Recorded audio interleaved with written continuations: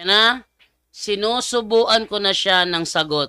Sabi ko dito, ayon kay Edwel Hortaleza at kay Bresi Balansag, Anak ko ng tulo ka sungay, yan daw ang tatlong sungay tulo ka hari ang gibuno sa Little Horn. na tatlong hari na yan na tinalo ni Little Horn. Mao to na ang Herolay, Ostrogoths, ug ang Vandals. Yan daw ang Herolay, Ostrogoths, at Vandals. Aniya? Muta na tinod nilang gingon nila o sa mga dili tinod. Ayan. Sabi niya, Onya. Onya. Dito, ramdam ko wala siyang alam dito eh. Kasi pag binabasa ko, Onya. O, dito pangutana nila, bro. Kasi sila may nag-mention, ana. Doon ka magtanong sa kanila dahil sila ang nag-mention yan. Straight to the point.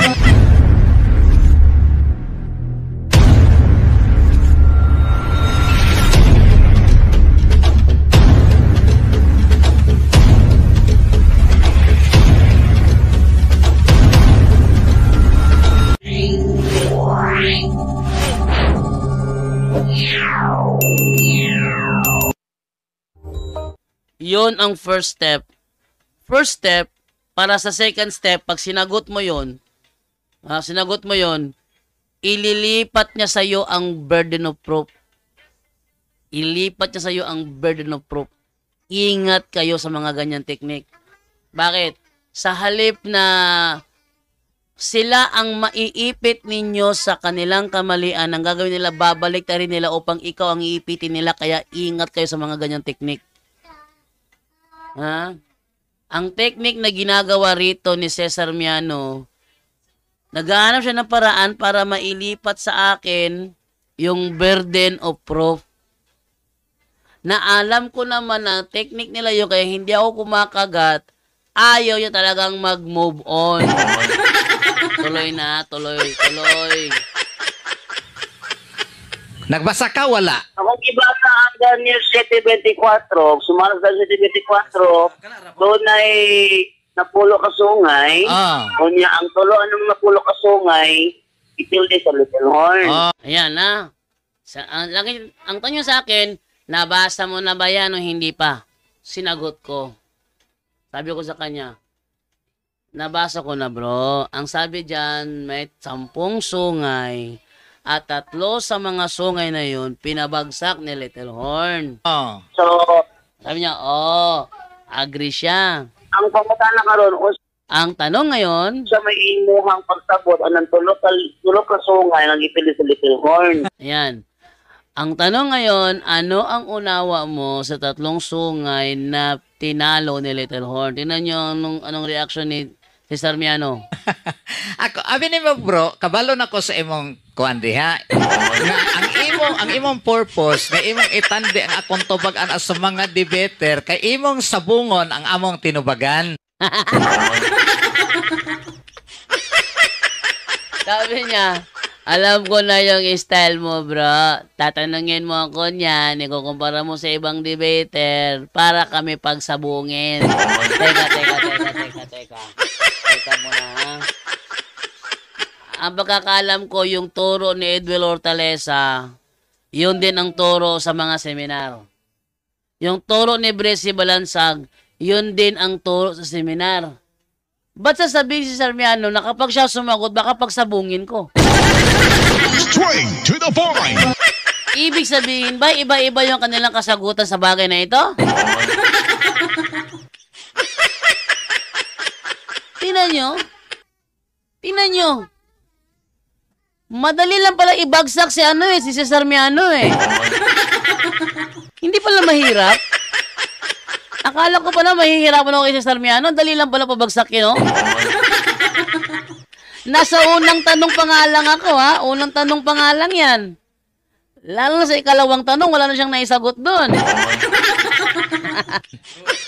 Mo na siya di ka kasulod sa imong di ko nimo pwede isulod sa imong bulsa, bro. Ay, sulod sa bulsa. Sang-ayon kayo doon? Nagtanong lang ako, sabi niya lagay ko siya sa bulsa. Ha? Tingnan nyo, ha? Sabi naman dito ni Alexander Divina Gracia. Good morning, bro. JD watching from Caloocan City. Sabi naman ni Dikoy Siboy Chabezon. Mo'y nahitabo sa debate nila ni Bro Talibong og ni Strongman Alado. Ibalik ang iyong pangutana, libog kayo ang SDA. Libog yun na sila. Moog yun. Dili pareha ilang mga tubag. O, dili din magpareha din mo na pasabungon.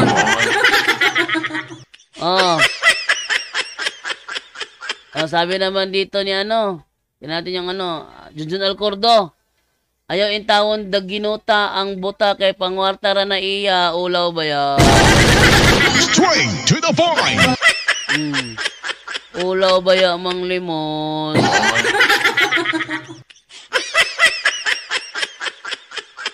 Yan, Sabi naman ni Daryl Capabores sa Latin Spanish, bro, mababasa mo pa yan. You know? So, yun ang doon, yun ang nila, teka na. Ninyo di Jesus Pancho, kanang mga ingana, bro, Jando, dili na naangay to bayon, bro, Jando, makasala na lang tan nila, hehehe, pang content na lang na ilaha. Ang mas maganda kasi minsan, kailangan patulan mo. Bakit? Kapag sobrang yabang na, at hindi pinapatulan, sabihin nila, takot ang mga CFD. Eto, pinatulan ko, isang gabi lang nangyari to, ha? Isang gabi lang nangyari. Bagsak na kaagad. Straight to the point. Isang gabi lang to nangyari. Bagsak na kaagad si Sarmiano. Sabi naman ni Mike Hael, magbago ka na, bro Cesar Miano, baka makakita ka pa pag na-deliverance ka ni Para Darwingit gano. Ingon si Alan Mendola, gubot pas lokot ang unang-una ni Miano. Ingon si Nino de Jesus Pancho, maupod lagi. Kapag hindi mo pinatulan yung mga maaangas na mga SDA vlogger na yan, mag-iisip sila na sila kinatatakutan. First time to, nakapasok ako kasi noon dati, ako'y nag-request to join, hindi ako pinapapasok. Ngayon, nung sabi nila na mabigay ka ng number, bigay ako ng number ko, para tawagan nila ako, tinawagan nga nila ako. Yun nga, unang tanong pa lang, bagsak na si Sarmiano. Straight to the point. Bagsak na si Sarmiano. Dali lang pala pabagsakin ni si Sarmiano eh. Ate, ituloy yung naturang video. So, kay nagbasa man di ka, sa imong nabasahan, kung tinuod ka nga researchers, kinsa may kahulugan sa imong nasabtan? Tiyan mo na. Gibalin na. Binaliktad na ni si Sarmiano. Sabi niya, kung totoo na nagbasa ka at tunay kang researcher, ano ang kahulugan ng iyong binasa? Straight to the point. Ayan. Yan ang technique ng mga sabadista.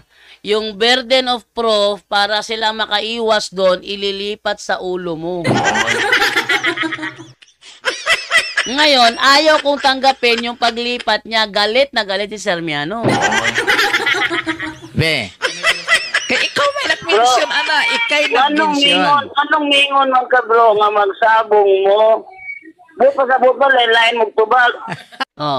Ano ko siya, bro, bakit mo sinasabi na baka magsabong kayo? Ibig sabihin ba, iba-iba sagot nyo? Saan sabi si Sarmiano? Nakahibalo na ko sa inyong style, bro. Ay, Straight to the point. Sabi niya, alam ko na ang style nyo, bro. Huwag nyo akong ipasok sa bulsa nyo. Anong ipasok? Anong bulsa pinagsasabi nito? Kapag tinanong ka ba, ano ang kahulugan ng 3 sungay na pinabagsak ni Little Horn? Pagpapasok ba yun sa bulsa? Straight to the point. May diferensya to,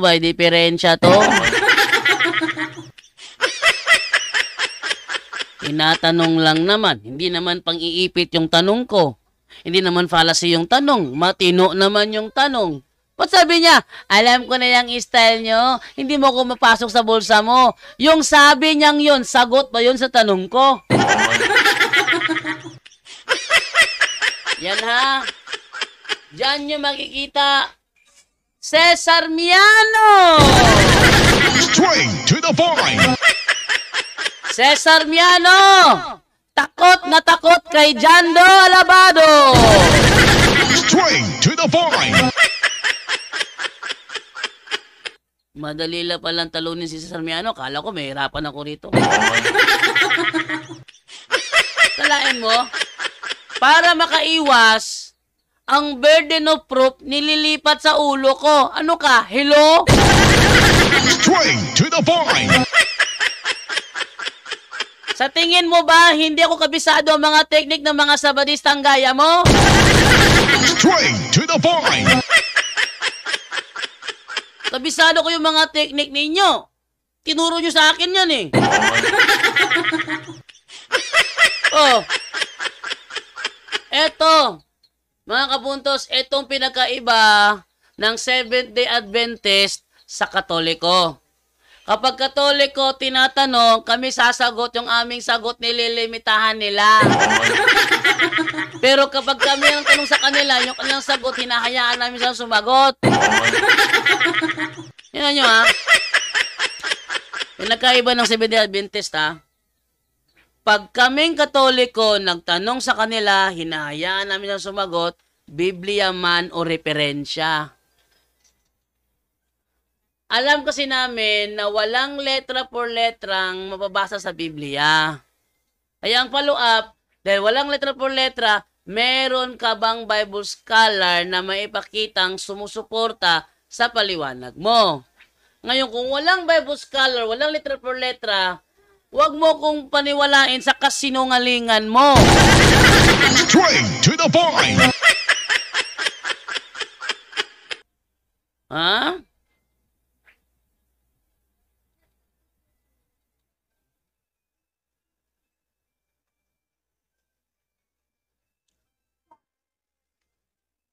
So, yun ang ano dito, yun ang point natin dito.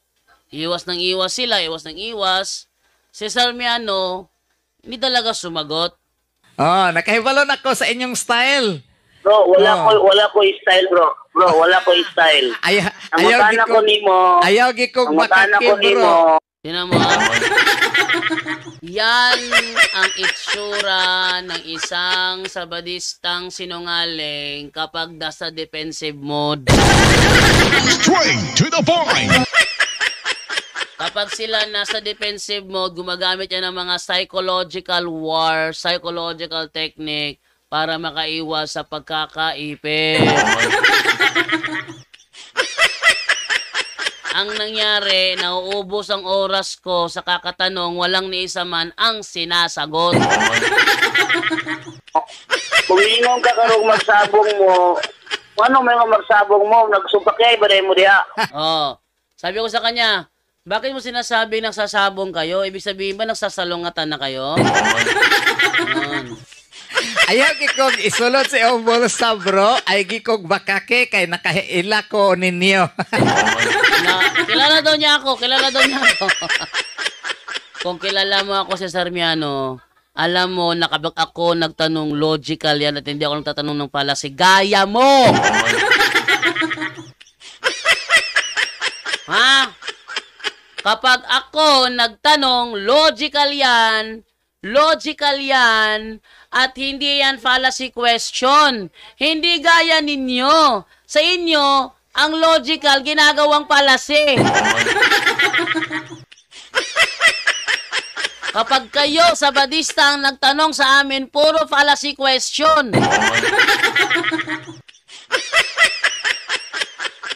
Ano ba ang fallacy question? Ano ba ang fallacy?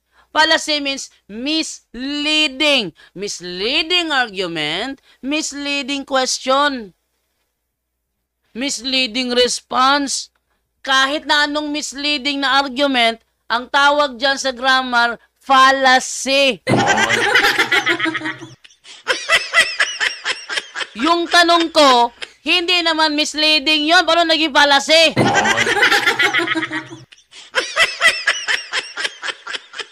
Ha? Yung tanong ko, hindi naman misleading. Paano naging fallacy yun? Minsan napapaisip ako, minsan may pinag-aralan ba itong taong ito? Straight to the point. Hindi ko alam kung nag-aral ba talaga ito o hindi eh.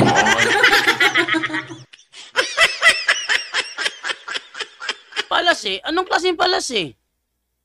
Hindi niya alam ang sagot.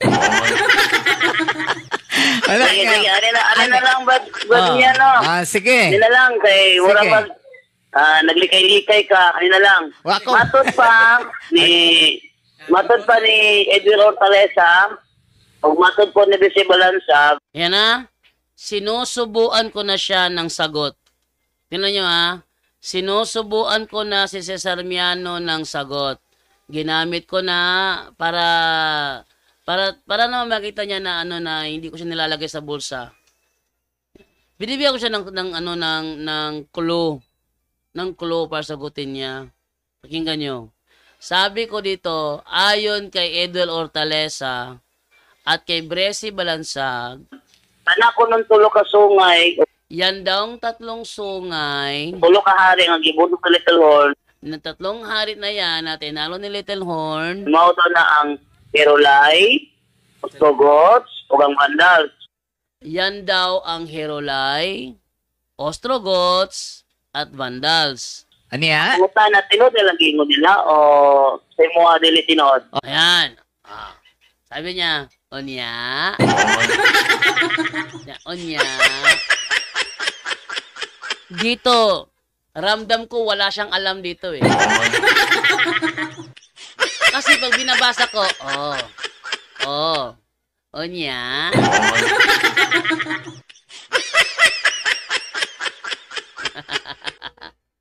Wala siyang alam dito. Walang alam ng sabadistang ito sa tinuturo sa kanilang mga seminar. Kaya sabi niya, Onya. O, dito pangutana nila, bro. Kasi sila may nag-mention, ana. Doon ka magtanong sa kanila dahil sila ang nag-mention yan. Straight to the point.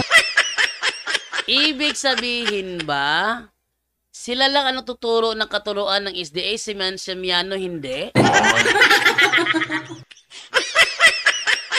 O di kaya, yung tinuturo ni Edwel Hortaleza at saka ni Cesar Miano, kanilang sariling interpretasyon lang yun. So dito pangutana Bro, nila. inyo mo ng panudlo, bro. Wa man na Hindi mo ma-mention napagdudlo. sa programa, bro. Straight to the point. Sabi ko, bro, tinuturo nyo naman yan eh. Sabi naman niya, bro, hindi ko yan na-mention sa programa ko. Dalawang bagay lang yan. Ano? Hindi mo na-mention sa programa mo kasi hindi mo alam. Live ko. No? Hindi mo yan na-mention sa programa mo kasi wala kang alam sa bagay na yan. At ikalawang reason, ayaw mo lang sagutin kasi alam mo na may something wrong. Yan lang eh. Kasi kung wala kang, kung kampante ka, na tama ang sagot ni na Edwel Hortaleza at saka ni Bresi Balansag, hindi ka iiwas. Sagutin mo ng diretsyo. Kung kampante ka na walang mali. At kung sa tingin mo na may mali sa sinabi nila, hintayin mo na lang yung tanong. Halimbawa, may tinanong ako, tapos hindi tugma sa paniniwala mo, sabi mo na lang, ay, hindi ganyan bro, mali yan bro, mali yan. Ganun lang. Ganun lang kasimple yun. Takot ka naman na sabihin mo, sabi ni Miano, nagkamali si Hortaleza, si Balansag. Takot ka naman doon, baka ikaw naman yung gulpehin. Ay, mali yun. Kung kampante ka na tama ang sagot nyo, dapat sumagot ka na lang. At kung kampante ka na tama ang sagot nila, di sumagot ka na rin lang. Kung may sa tingin mo mali sila, sabihin mo lang mali. Pasabihin ko, ayan, kinontra na kayo ni Miano. Hindi ko kasalanan yun. Bakit? Kayo kasi, ang dami niyong imahinasyon. Straight to the point. Ha? Mga Seventh-day Adventists hindi nawawalan ng hallucination. Straight to the point. Yan ang reason kaya iniwanan ko kayo. Straight to the point. mo, Seventh-day Adventist, ayon sa 1981 SDA Church Manual, 1860 lumitaw ang Seventh-day Adventist. Tapos may SDA nagsasabi, sa creation pa lang may Seventh-day Adventist na? Straight to the point. Ano sa creation? Sinasabi ng kanilang 1981 SDA Church Manual 1860. At ipakita yan. Ipakita ha. Ipakita. Mas maganda natin ipakita yung kanilang SDA Church Manual.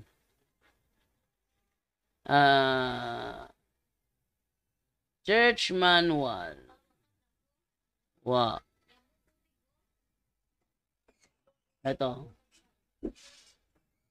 O, di ba kita? Yung SDA Church Manual nila. Ito. Yan o. Yan na. Ito ay sa Seventh-day Adventist Church Manual. Issued by the General Conference of the Seventh-day Adventist, revised 1981, printed in USA. Sabi dito. Dito tayo sa baba. Tingnan nyo ha. May tayong dokumento tayo pag tayo nagsalita eh. Iwas lang ng iwas. Ibaba mo natin sa preface. Yung preface tayo. Yan, preface. Ito. Ayan o. Ito. The result was that in 1860, a church named Seventh-day Adventist was chosen and a legal body created to hold church property. This was followed in 1861 by the organization of our first conference, Michigan. Ating lagyan ng highlight para maklaro. Yan.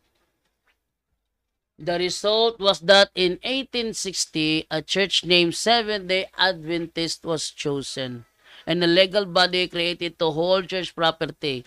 This was followed in 1861 by the organization of our first conference, Michigan.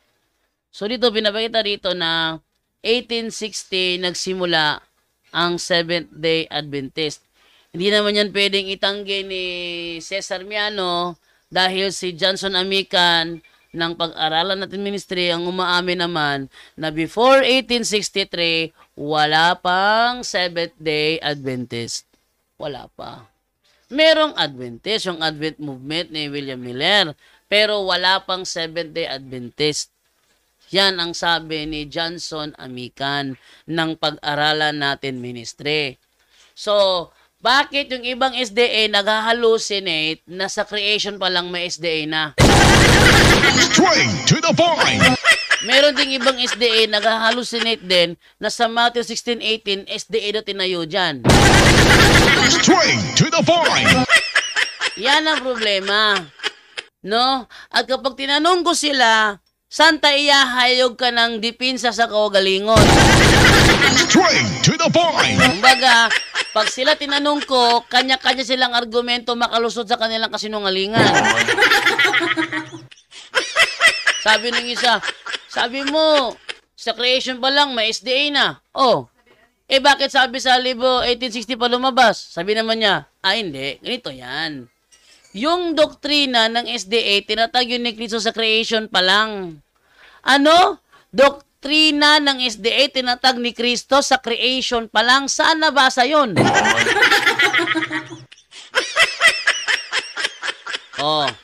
Kanya-kanya silang turo, kanya-kanyang interpretasyon.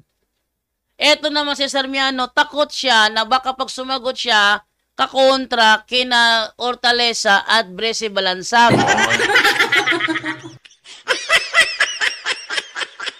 Huwag mo ilagay sa bulsa ko, sa bulsa mo. Teka, wait lang ha.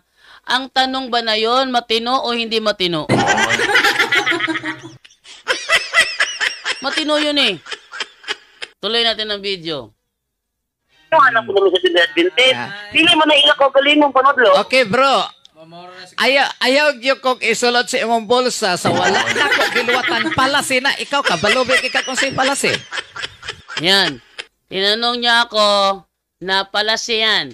Ikaw, Jando, alam mo kung ano yung fallacy. Siyempre, alam na alam ko yun. Ang fallacy, misleading arguments yan, misleading questions. At dahil sa misleading arguments siya, at dahil maraming arguments, marami ring iba't ibang uri ng fallacy. Gaya ng alang halimbawa, ating kunin ha. Ano yung, dito tayo sa fallacy tayo.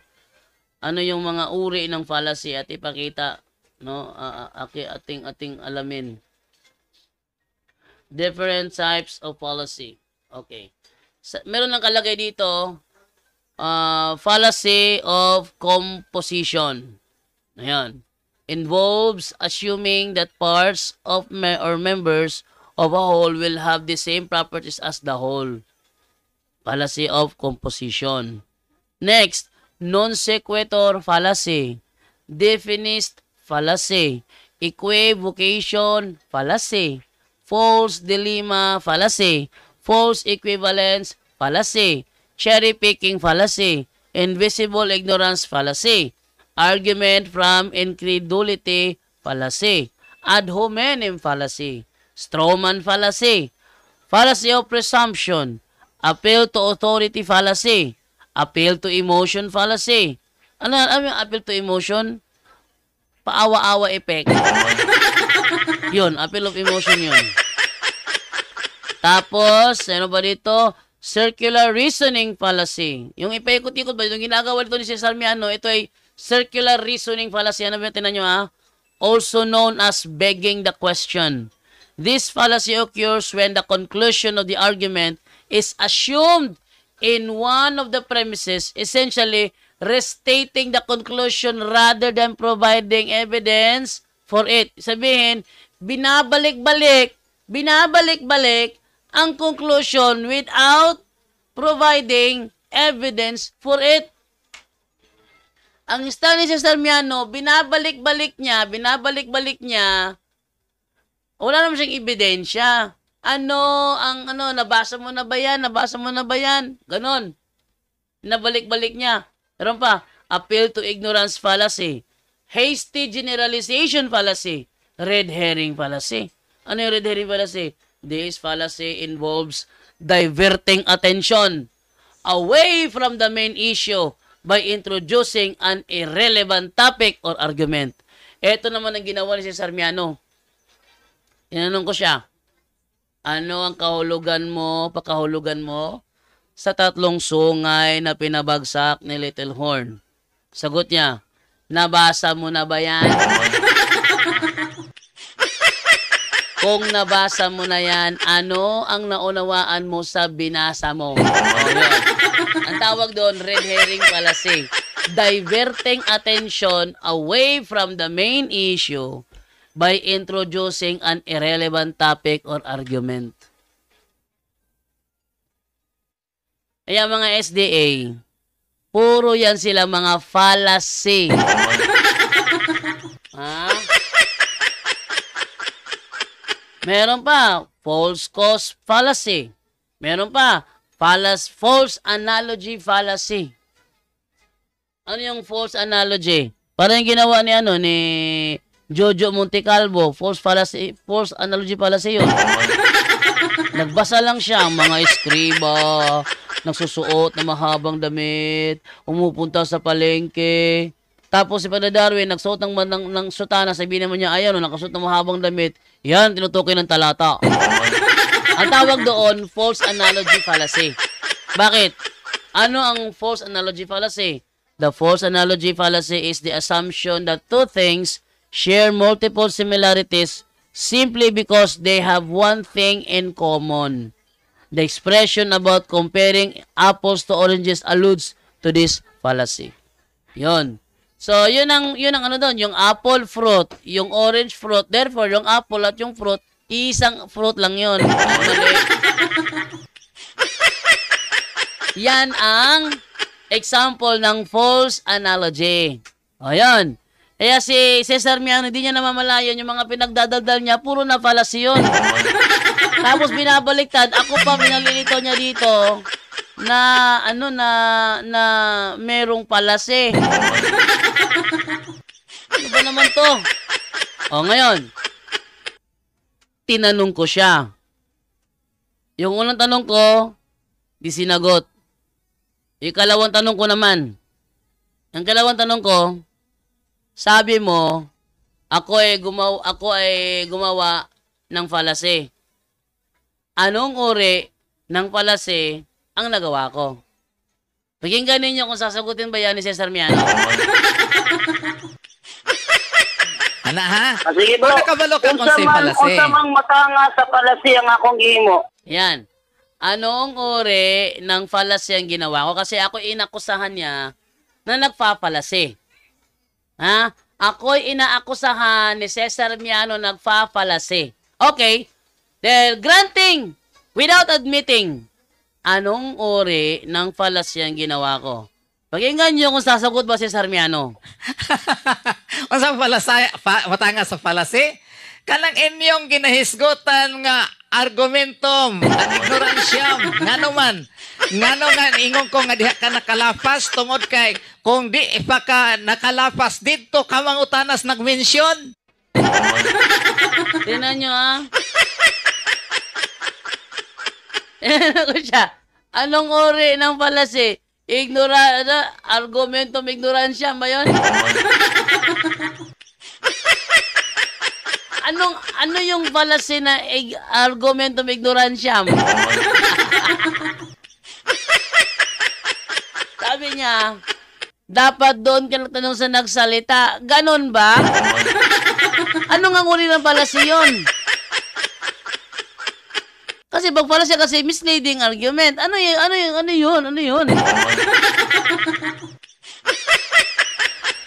Okay. Actually, hindi fallacy yun. Sabihin mo lang na ganito, bro, wala akong alam sa bagay na yan, bro. Kaya ko nga hindi yan tinatapik sa programa ko kasi wala akong background dyan. Ngayon na lang. Total, sila naman yung nag-aral dyan, sila naman yung naringgan mo nagsabi niyan, sa kanila ka na lang magtanong. Hindi naman ako matigas ang ulo eh. Ha? Hindi ako matigas ang ulo. Sabihin mo lang na wala kang alam sa bagay na yan, at hindi na kita pipilitin. Kasi kung kunwari ka pang alam mo ang bagay na yan, pero pag tinatanong ka, iwas ka naman ng iwas, kasinungalingan na yan. Tinanong ko siya, anong uri ng fallacy ang ginawa ko? Tingnan niyo si Cesar Miano. Wala diha. Gipatay man lagi. Isa pa to. Inakusahan pa ako na pinatay ko raw.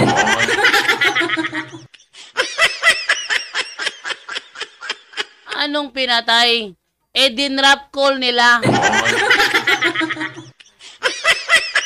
Tatanong ako, tapos papatayin ko. Ako natatanong, papatayin ko. Ano nyo Ako ang nagtatanong.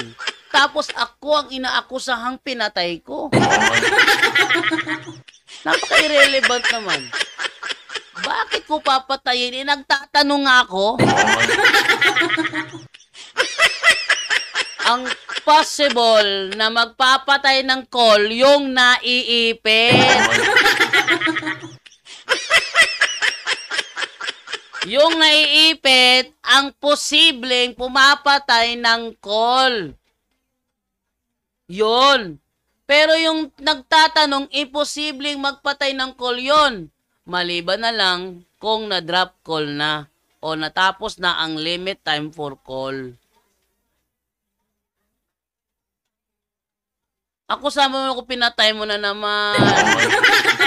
Para lang si Para lang si Bacalares, si Cristito Bacalares na ako yung sabihan na pinatay mo na naman dyan do.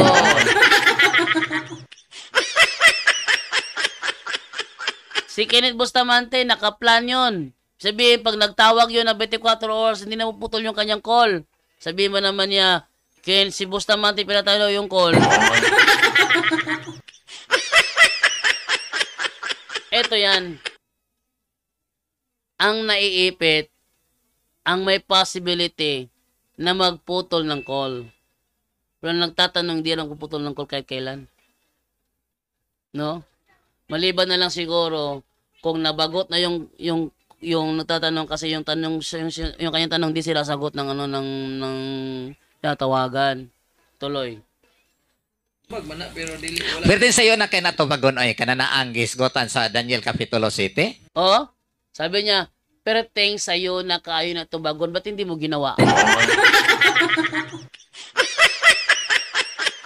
Sabi niya, madali lang daw sagutin, bakit di niya ginawa? Tuloy natin. Pero sa'yo na kay natubagon. Pero lang wala ko ka-mention ana. Wala akong pakialam kung na-mention mo o hindi. Tinatanong ka, sagutin mo kung may alam ka. Eh kaso wala kang alam, kaya hindi mo sinasagot. Yun ang maliwanag doon. Pakunwari daw talaga harap-harapan si sinungaling ang taong to. Straight to the point. Yan ang mukha ng isang sinungaling na sabadista. Kay dili na para nako, dili man na kayo importante sa akong programa. Hindi daw importante sa kanyang programa. Importante man o hindi, sagutin mo na lang kung may alam ka. Bakit? Nasa Biblia yan eh. Basahin na no, unang Pedro 3:15. Nasa Biblia yan. Basahin na. Unang Pedro 3:15 ang sabi ganito. Igalang nyo si Kristo mula sa inyong puso bilang Panginoon. Lagi kayong maging handang sumagot sa sinumang humihingi ng paliwanag sa inyo tungkol sa pag-asang nasa inyo. Utos yan, utos! Hoy, Miano! Miano! Utos yan, oh! Lagi kayong handang sumagot sa sino mang humihingi ng paliwanag sa inyo. Tapos to, may alam daw, hindi naman sumasagot. Sa madaling salita, walang alam si Cesar Miano. Straight to the point. Hindi niya alam ang patungkol sa bagay na ito. Straight to the point. Kaya iwas ng iwas itong si Miano. Straight to the point. Kaya nyo madali lang naman to Yan ang problema kapag binulag na ng kasinungalingan. Straight to the point. Ay nako, mahirap ko usapin yung mga ganyang klaseng tao. Tingnan nyo Marami na. Ilang minuto ang lumipas. May sinasagot ba si Miano? Wala! Straight to the point. Walang sinasagot si Miano. Tingnan nyo. Nakuha na ni mong punto na ko, bro. Nga dito pwede ni mo ipangutanas kong program. Hindi mo magugka, bro, nga palasi akong game mo, bro. Naman ko different types of palasi dire. Yan Sabi mo kasi, bro, inakusahan mo ako na ang ginagawa ko fallacy. Meron ako rito, different types of fallacy.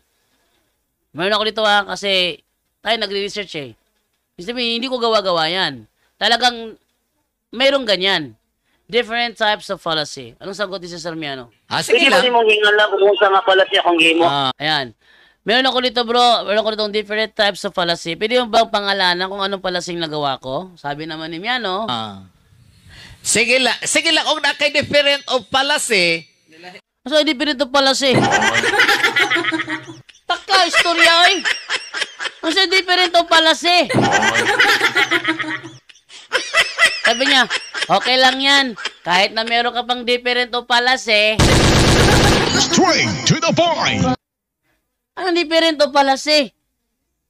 Taka, istorya tawhan na ba? Taka, lagi siya tabi ba? Different types of fallacy. O sa Bisaya pa na, lain-lain nga example. Lain-lain siya ba nga example ba sa fallacy? Lain-lain siya nga paagi sa fallacy. Different types of fallacy. Nay fallacy nga red herring, nay fallacy nga non sequitur, nay fallacy nga cherry picking, nay fallacy nga equivocation, muna siya. Ano ibig sabihin yan? Sabi niya, ano ngayon kung meron kang different o palas eh. Taka nagtabi ng tigulangan eh. Taka yung tabi yun. Oh. Peppa Pig. Oh. Feeling ka mao. Pero di ka mao. Alam no? Kung sa akin, sabihin ko lang nito, ganito lang kasimple, bro. Pasensya ka na ha, medyo kulang ang background ko sa bagay na yan. Pwede ibang tanong na lang. Ganoon na lang. Very honest ba?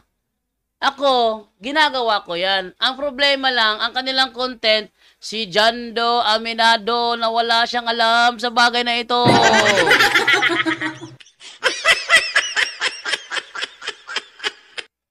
Yan ko nga sinasabi, kulang ang background ko dyan.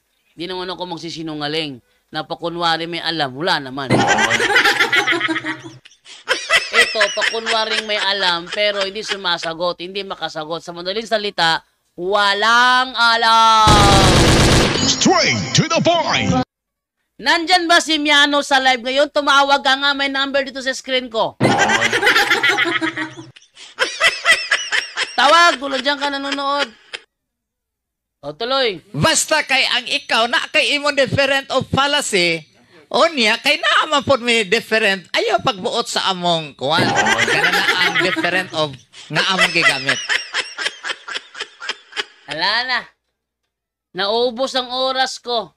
Nauubos ang oras ko sa kanya na walang katuturang nangyayari. Sagot daw siya. Ano daw yung kanyang nasa post? Ano nasa post niya? Sabi niya sa post niya, salamin sa kamatuoran, Word of God, Live Ministry. Topic for tonight, manubag tagpangutan na bisan kinsa lang. Sasagot daw siya ng katanungan kahit sino ka pa. Pero yung mga tanong ko, hindi sinasagot, umiiwas pa. Wala nang ang alam, nagpapakunwari pa.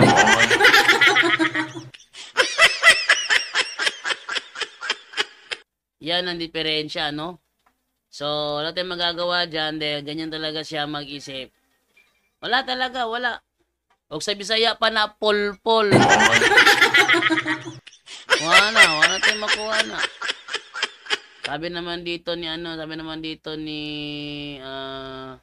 angay na tubayan kay manghambog manggod pod siya o hambog lagi.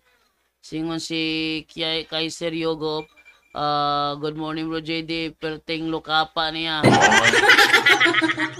Lukapa. Sa kanila, ang mga Seventh-day Adventist, pag yan umiwas sa tanong, para sa kanila hindi sila naipit dyan. Halimbawa, tanongin mo sila, 1 plus 1, sagot sila, araling palipunan. Hindi, sagutin mo, 1 plus 1, araling palipunan nga. Hindi makasagot, hindi mo ko naipit. Ganun sila. Ganun ang mga mindset nila. Something wrong. Something wrong, grabe, utak. Something wrong, no? Bro, ayaw tinood, bro, ha. Tinood, yun ako nang, anong hambugero kayo.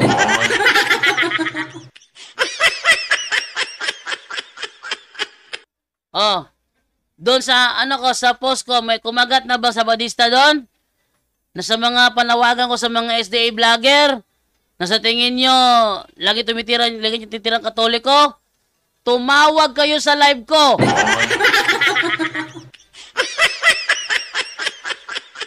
Pwede kayo makaangas. Tingnan nyo si Sarmiano, nagamon yun. Na sa gusto makipagtalakayan sa kanya, tumawag lang. Tinawagan ko, nakipagtalakayan ba? Wala talakayang nangyari. Nakita ko, iwas ng iwas eh. Sabi ni Entel August Purakan, gay seminar man talipod na sila sa style nila bro kay mga SDA nga naman jud ang styles. Kinopyahin na sila. Ang tawag diyan tradisyon. Handing styles through generation. Tawag diyan tradisyon. Ganggang Pardillo Kalamba bro JD. Klaro kayo, way alam, hambog re gadaghan. Oh. Sabi naman ni Grace Kim, para makaiwas siya sa iyo, bro Jando, magdebate daw kayo tapos gusto niya ikaw pupunta sa kanila. Layo doon. Pati ba naman term challenge, hindi alam. Sabi ko sa kanya, ikaw yung naghamon. Ikaw yung naghamon. Ha? Dahil ikaw ang naghamon, ikaw challenger. Sabi sa akin, kailan ka ba naging champion? Ang tawag naman doon, red herring fallacy.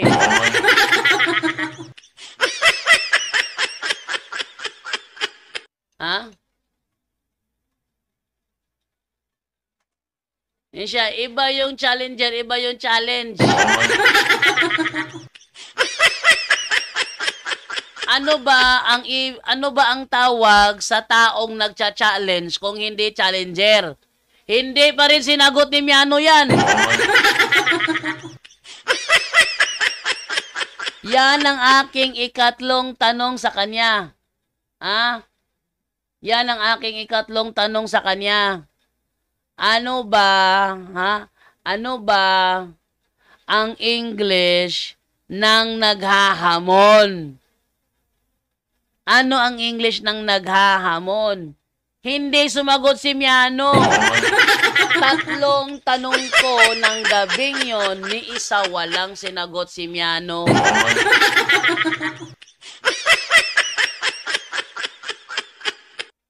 Ano? Ha? Sinabihan mo kasi siya na challenger daw siya, kaya tinanong niya ikaw kung sino, kung saan ka ikaw nanalo. Mali yun. Ang challenger, yan ang tawag sa taong nagsasagawa ng challenge, natural. Parang ganito ba? Ano ang spiritist? Spiritist, yung taong tumatawag ng espiritu. Ayan. O nagsusumo ng espiritu. Ano naman yung dentist? Yung dentist naman, ang tawag sa dentist, yun yung taong nagsasagawa ng mga dental medication. Ano naman yung scientist? Yung tao na kabisadong-kabisado ang pamamaraan ng science. Ano naman ang driver? Ang driver, yun ang taong nagsasagawa ng nagdadriving. Driver yun. Iba yung screwdriver, ha? Driving yun. Ayun ang driver. Ano naman ang challenger? Challenger naghahamon. Kurbida, gibata, ha? Wait lang, ha? Try ko dito, ha? Try ko dito.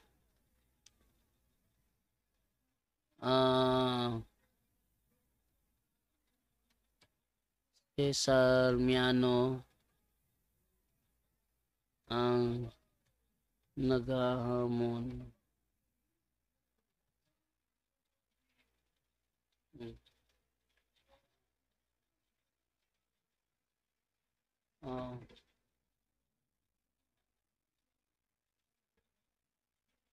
So, yung naghahamon, challenging yun. Challenging. Anong tawag sa taong naghahamon? Kung hindi challenger.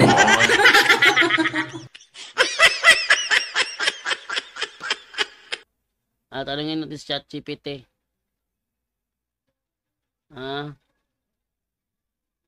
Try ko tanungin sa ChatGPT. Baka may alam sa ChatGPT sa bagay na ito.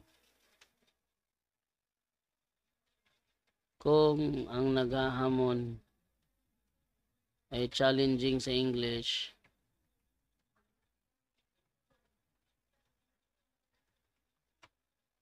Ano naman ang tawag sa taong naghahamon?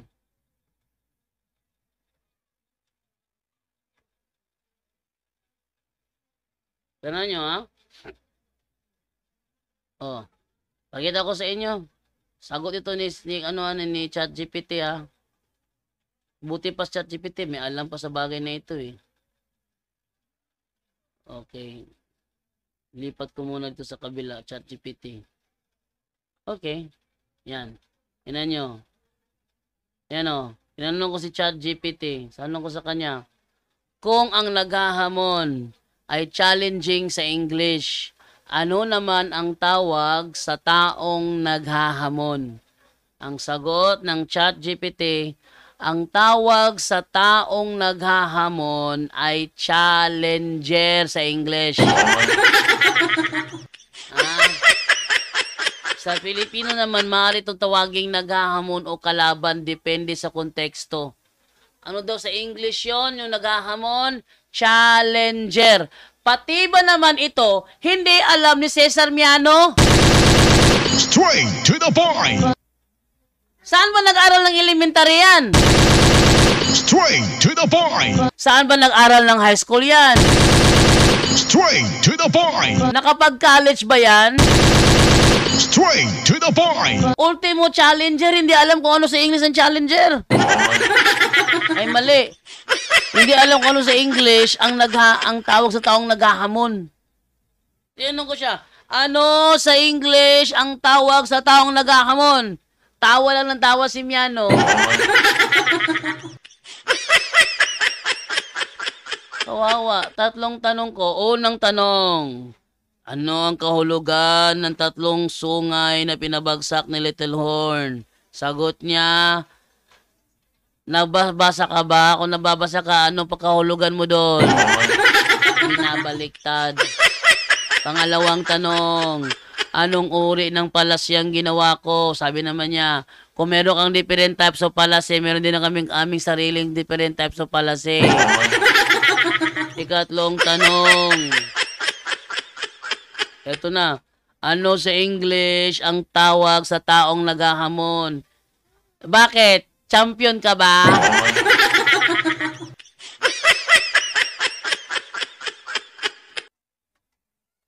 Ay nako.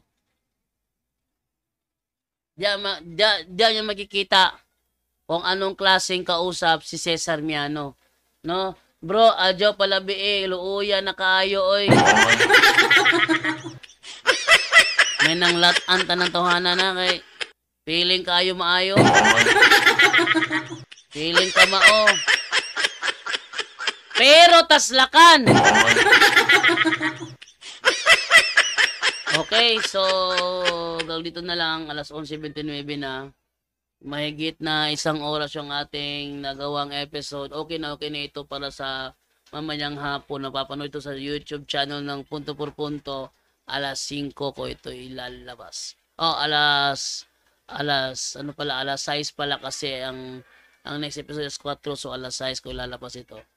So, maraming salamat po sa inyong panunood at abangan nyo po. Meron pa tayong mga episode na darating dito lamang sa Straight to the Point. Sisikapin ko po, araw-araw tayong mag-post dito sa Straight to the Point. Sisiguraduhin ko tuwing alas 10 ng umaga, magsasagawa ako ng live sa Straight to the Point. Kaya kung meron kayong kakilala na mga protestante, sabihin nyo, bukas alas 10, tawagan mo si Jando sa live niya. Saan? Sa Facebook page ko, Jando Alabado. Tawagan mo siya. Pakita mo yung galing mo. At natapos na ang programa natin, walang ni isa mang sabay sa tumawag sa akin. Ibig sabihin pala, walang kumagat doon sa hamon ko na yun. Ha? Tinangan natin. Facebook, tayo natin silipin yung ano ha. Ating silipin yung may kumagat ba doon sa hamon ko na yun? Tingnan natin. Silipin natin, no? Comment.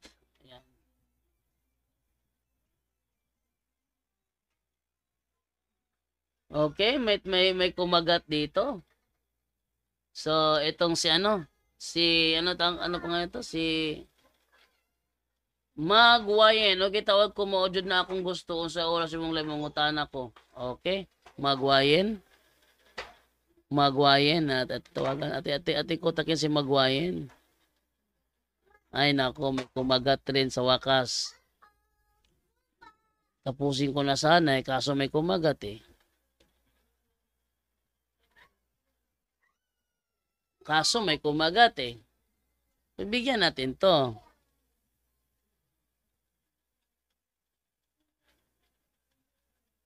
Sige. Yan.